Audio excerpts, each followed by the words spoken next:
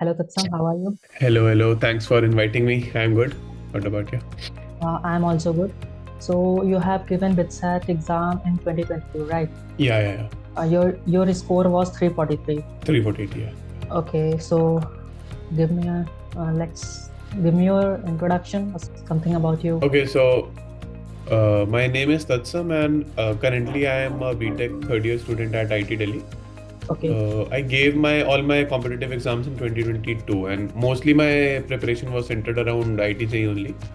And I gave BITSAT as a second exam. I don't think I gave any other exam apart from JEE Mains and JEE Advanced.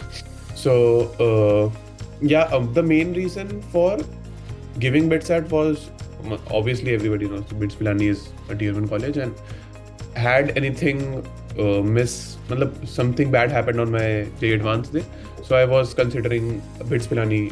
If I get computer science or some good branch, then I would have gone for BITS. So that's why I gave BITS, and it happened to go very well.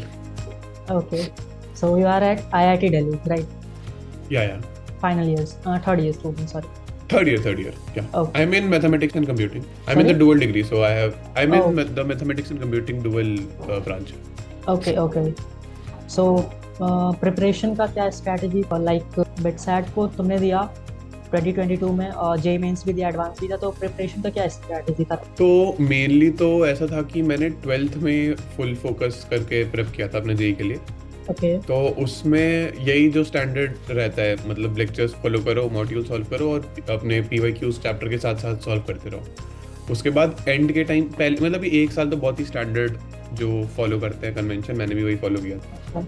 और आखिरी में मेरा Covid के time था, इसलिए काफ़ी postpone हो गया था जेई वगैरह। तो मेरे पास एक ये एडेड एडवांटेज था, तो मॉक टेस्ट वगैरह देने मैंने शुरू किए थे आई थिंक दिसंबर में। मेरा पहला मेंस का जून में, तो मैंने स्टार्ट किया था दिसंबर एंड या जनवरी में फुल पावर मतलब मॉक्स देने।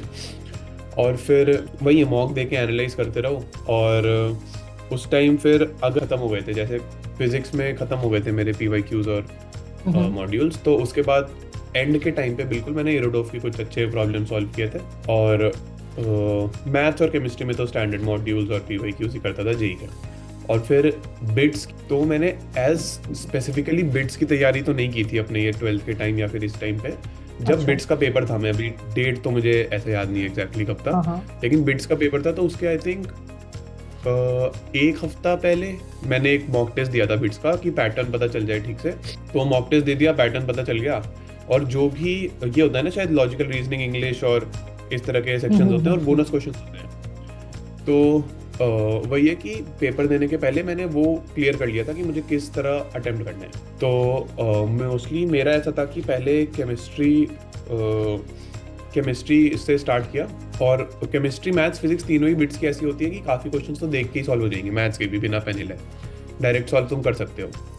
तो वो वाले क्वेश्चन और सबसे डायरेक्ट पहले क्वेश्चंस रहते हैं, एप्लीकेशन बेस्ड रहते हैं केमिस्ट्री के क्वेश्चंस या फिर डिफिकल्टीज में रहता है? मतलब मेरा तो काफ़ी जेई से अलाइंड ही था मेंस की तरह। अगर तुमने एनसीईआरटी ठीक से पढ़ी है तो एनसीईआरटी से काफ़ी क्वेश्चंस मैच होंगे ही होंगे।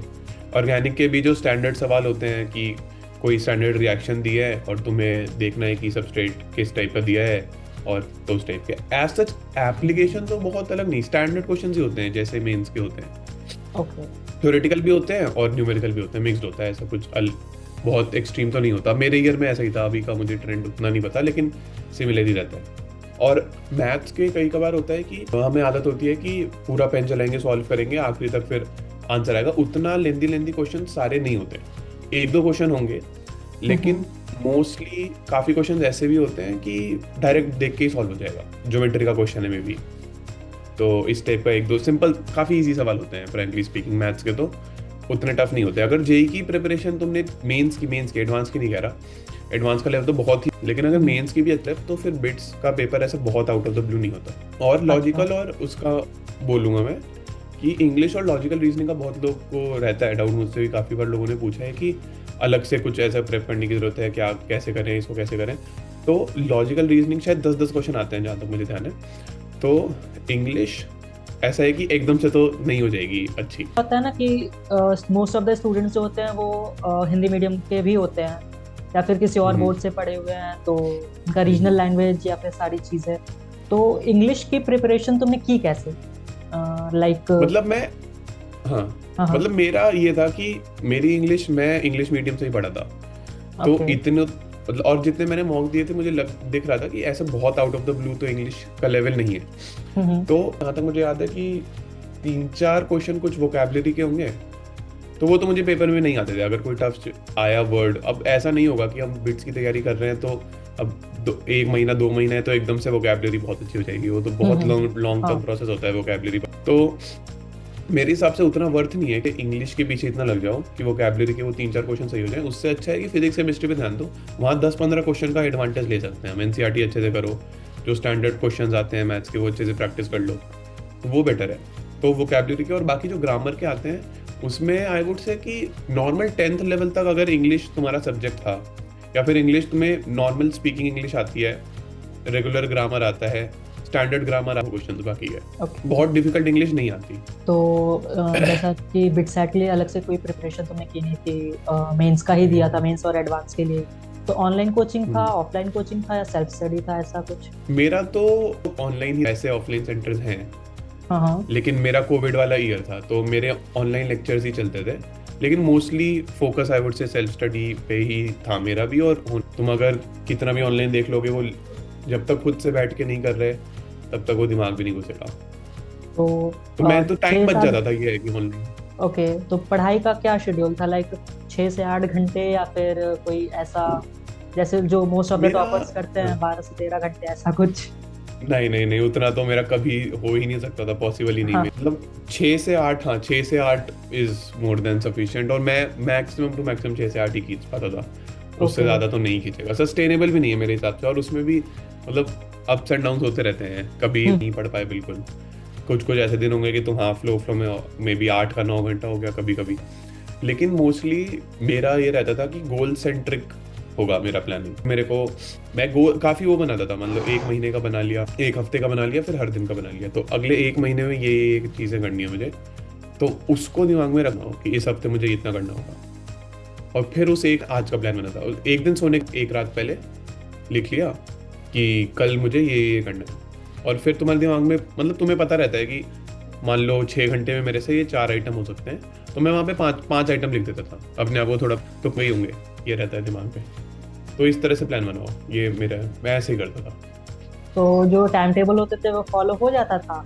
ऐसा कुछ, चलो आज मन नहीं पढ़ लेते, इसको बाद में हाँ, कर ये तो होता ही था, तो ह्यूमन ही है, काफ़ी नेचुरल है, ये तो बहुत होता था कि टाइम टेबल फॉलो नहीं हो पा रहा। लेकिन आई वुड से कि इनिशियली बैठा नहीं जाता था बिल्कुल भी, कि लंबी देर तो बैठे ही नहीं जा रहा जो ज़रूरी है जेई के लिए।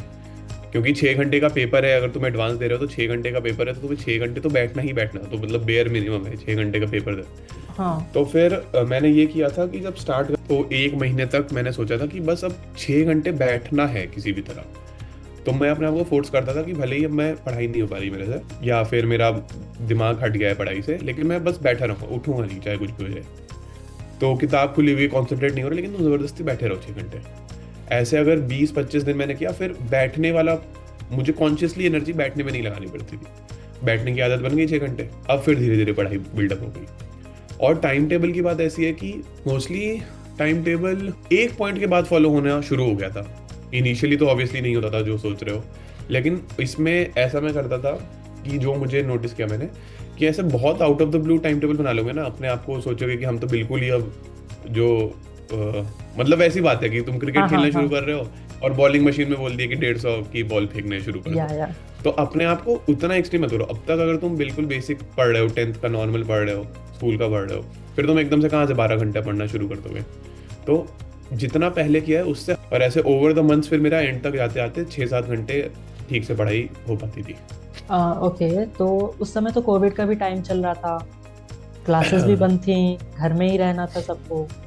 तो उस टाइम पे एकेडमिक्स का क्या सीन था? ऑनलाइन क्लासेस तो ऑब्वियसली चलती ही होंगी, तो वो और कोचिंग का कैसे मैनेज होता था? तो ऐसा था कि 11th में मैंने शुरू किया था जेई का प्रेप, वैसे ऑन सब ज्वाइन हो गया था। लेकिन 11th 10th जस्ट पास हुआ था, और मतलब ऐसा था मेरा लास्ट बोर्ड एग्जाम था, उसके अगले दिन कर्फ्यू लग गया था। तो हम लोग अभी भी उस अपने दिमाग में उसी फेज में थे कि अरे 10th पास हो गए, 10th क्लियर हो गया है, अब चिल करेंगे थोड़ा, 11th भी निकल जाएगा, ऐसे करते करते पूरा ही 11th मतलब बर्बाद ही था। मुझे अच्छा। याद है 11th के एंड में नवंबर दिसंबर के टाइम पे एक टेस्ट हुआ था, हाँ। तो वहाँ पे कोचिंग में मेरी सेंटर रैंक 70 आई थी। National okay. रैंक तो बहुत ही बुरी थी, सेंटर रैंक ही 70 आई थी। तो उस टाइम 11th का बिल्कुल कोई अंदाज़ा नहीं था कि क्या चल रहा है, ऐसे ही बस मस्ती में निकल गई। ऑनलाइन क्लासेस थी, कभी की कभी नहीं की, ठीक है, कभी रिकॉर्ड पे डाल दिया, फिर सोचा कर लेंगे बाद में, रिकॉर्डेड लेक्चर देख लेंगे, वो कभी देखे नहीं। इस तरह से चलते चलते 11th काफ़ी ख़राब थी। 11th के एंड में मैंने सोचा था कि हाँ मतलब सीरियसली थोड़ा कुछ करना पड़ेगा। तो फिर 12th के पहले दिन से बिल्कुल अब कोई यहाँ पे मस्ती नहीं, अब ठीक से प्रेप शुरू करते हैं। और 12th के पहले ही दिन मुझे कोविड हो गया, तो एक महीना फिर उधर फिर से ख़राब हो गया। वो रिकवर होते होते बहुत वीकनेस थी, रिकवर होते होते, लेकिन फिर वही आई वुड से अप्रैल मई से 2001 जब मेरा 12th चल रहा था तब से प्रॉपर प्रेप शुरू। फिर ये था कि अगर कोविड था वो टाइम जो था, उसमें तुम एडवांटेज भी ले सकते हो अगर तुम सही से देखोगे तो, क्योंकि ट्रैवल टाइम पूरा बच रहा है कोचिंग का। तो 11th में थी, फिर वो 12th में उनको रेक्टिफाई की कि ऑनलाइन में फोकस नहीं हो रहा, तो ऑनलाइन का फायदा ये है कि ट्रैवल टाइम बच रहा है। फिर तुम अगर रिकॉर्डेड लेक्चर्स तुम्हें मिलते हैं तो तुम अपने पेस पे देख सकते हो, कभी स्किप कर दिया, थोड़ा 2x पे देख लिया, समझ नहीं आया तो पीछे जाके फिर से देख लिया। तो तो ये रिकॉर्डेड एडवांटेज लेके, लेक्चर्स में क्या ये था आप 2x या फिर स्पीड को चेंज कर सकते थे? हाँ हाँ मेरे में था, तो अच्छा कर अच्छा। सकते थे। तो ओके। ये वो फायदा रहता है रिकॉर्डेड लेक्चर्स का। या अच्छा। जैसे ऑनलाइन यूट्यूब से भी एक मिस हो गए थे 11th के, तो जैसे मोहित त्यागी सर का एक चैनल है, तो उससे मैंने कुछ वीडियोस देखे थे मेंस के, तो उस पर 2x पे देख लो, जो तुम्हें पार्ट समझ लो, थोड़ा स्किप कर दिया, कोई चीज़ रिपीट कर रहे हैं तो वो अपनी स्पीड तुम चला सकते हो ऑनलाइन में, ये तो फायदा है। लेकिन वही जब तक रियलाइज हुआ तब तक 12th आ गई थी, तो मे भी और अच्छी ठीक है। वो तो है। और फिजिक्स केमिस्ट्री मैथमेटिक्स, इसमें से ज़्यादा टफ कौन सा सब्जेक्ट लगा? प्रिपरेशन कैसे की? कोई particular mock test, channels, math? हाँ ओके। हाँ, मैथ्स ही था मेरे लिए तो सबसे टफ। और ऐसा था 10th तक, हर मेरे ख्याल से जेईई एस्पिरेंट का रहता है 10th तक बिल्कुल मैथ्स लगता है कि बहुत ईजी है, 10th तक बेस्ट था। उसके बाद इजीएस्ट क्या मतलब strongest I would say physics था मेरा, और केमिस्ट्री स्कोरिंग है तो अच्छे से प्रेप करिए तो केमिस्ट्री सबसे हो जाएगी। तो फिर केमिस्ट्री बिल्कुल कचड़ा लगती है कि ये क्या हो रहा है, कुछ समझ ही नहीं आ रहा। हाँ। लेकिन एक सही अप्रोच से अगर लॉजिकली केमिस्ट्री को अप्रोच करोगे तो फिर बहुत लॉजिकल है केमिस्ट्री, ऐसी बात नहीं है, रैंडम चीज़ें नहीं है। तो केमिस्ट्री स्कोरिंग था तो, और वो मेरा स्ट्रॉन्ग हो गया। तो फिजिक्स और केमिस्ट्री मेरे स्कोरिंग टॉपिक्स थे काफ़ी, मतलब सब्जेक्ट्स थे। और मैथ्स टफ लगती थी। अब मैथ्स में ऐसा है क्योंकि केमिस्ट्री में ऐसे समझो कि मान लो तुमने 10 क्वेश्चन अच्छे से कर लिए, तो फिर वहाँ पे 11वां क्वेश्चन जब आएगा तो या तो इन 10 से अलाइन होकर तुम डायरेक्टली मार्क कर दो, या तुम्हें नहीं आता होगा तुम छोड़ दोगे। तो बिल्कुल ब्लैक एंड व्हाइट है कि केमिस्ट्री का तो होगा या नहीं होगा, तो तुम्हें तुरंत पता चल जाएगा ये होगा या नहीं होगा। मैथ्स में ऐसा नहीं है।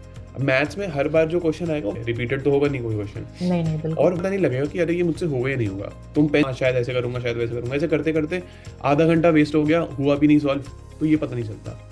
तो ये चीज़ मुझे रियलाइज हुई कि ये मेजर दिक्कत है मैथ्स में समझ। तो मैथ्स इसका सिर्फ एक ही आंसर है, प्रैक्टिस। तो मेरे को ये था फिजिक्स केमिस्ट्री स्ट्रांग हो गई थी और मैथ्स में दिक्कत थी। तो फिर मैथ्स में मैंने क्या किया कि रोज़ में 4 घंटे सुबह उठ के 8 से 12 सिर्फ मैथ्स ही करूँगा, और PYQs एडवांस के लगाओ, टफ क्वेश्चंस लगाओ, मॉड्यूल के लगाओ, जो भी अवेलेबल है। PYQ एडवांस के करता था मैं, या फिर कोई टफ क्वेश्चंस, कोई बैंक तुम्हारे टीचर ने दे दिया इस टाइप का कुछ, तो वो बैठ के कॉन्टिन्यूसली 4 घंटा सिर्फ मैथ्स करनी है।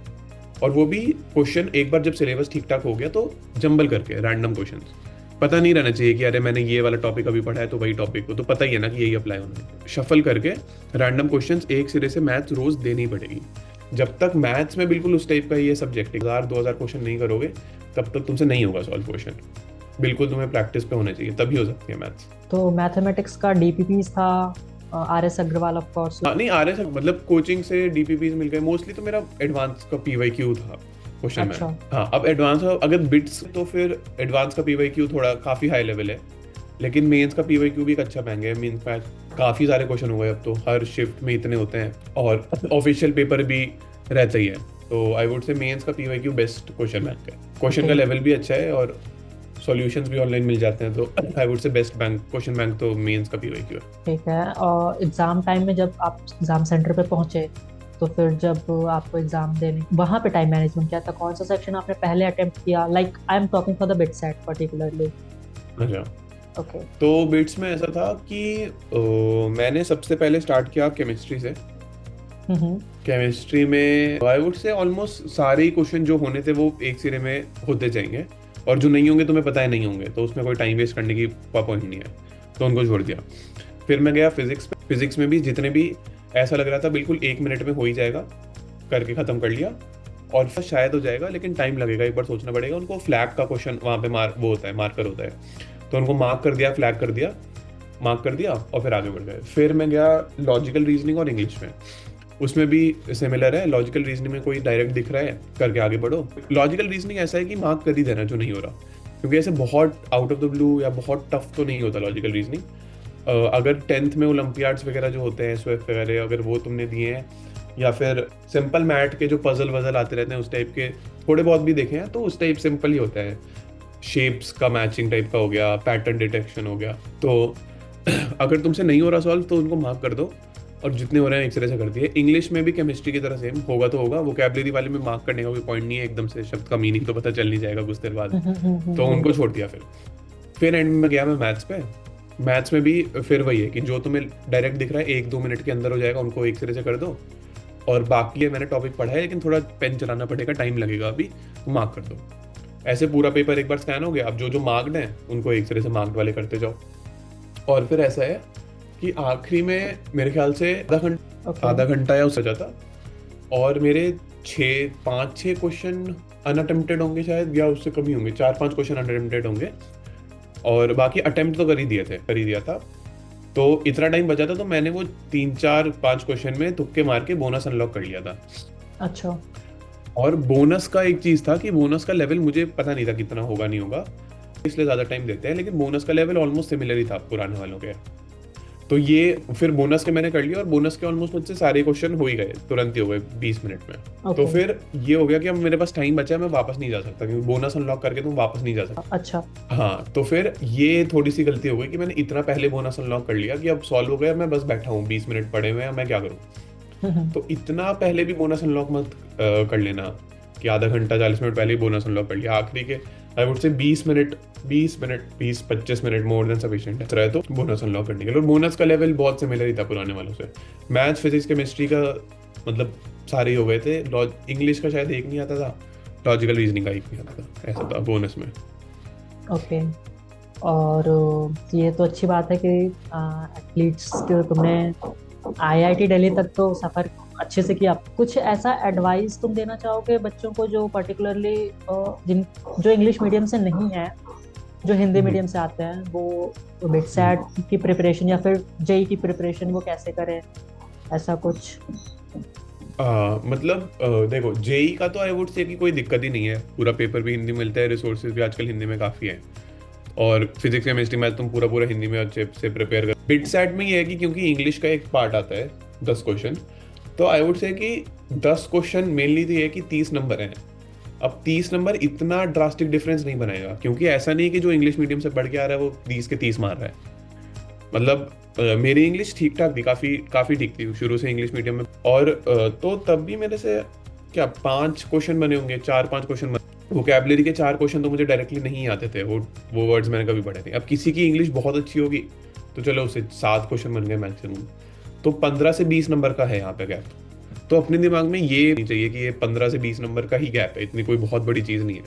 तो मैथ्स, फिजिक्स, केमिस्ट्री में 40-40 नंबर के पार्ट्स हैं, वो तो बहुत ईजिली खींच सकते हो 10-15 नंबर का। एक तो ये है, और दूसरी चीज़ अगर इम्प्रूव करना है तो मतलब मेरे को बहुत एक्सपर्टीज तो नहीं है इंग्लिश कैसे इम्प्रूव करना है उसमें, लेकिन आई वुड से कि बेसिक, जैसे इन जनरल किसी पेपर के टर्म्स में मत सोचो, इन जनरल जैसे इंग्लिश स्पीकिंग अपनी इम्प्रूव करता है ना आदमी, लोगों से बात करो इंग्लिश में।